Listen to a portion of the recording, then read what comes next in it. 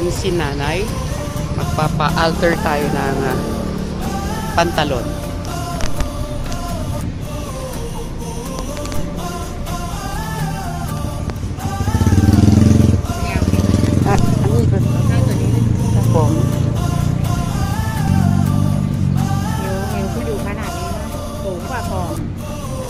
Thank you, Kap. Yan ang pwesto ni nanay. Magsasarado na si nanay. Tapos na kaya ni nanay. Ay, ito pala. Sawadee, Kap. Alright, Kap. Alay na, Kap? Sisip. Kapkun, Kap. Thank you, Kap. Ayan na nga. Malakas ang ulan. Bro, uwi na tayo. O, yan.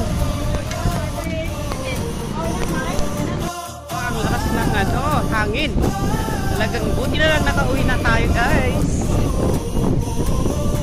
Bumalik lang ako dahil sa pants eh. Sana kasya.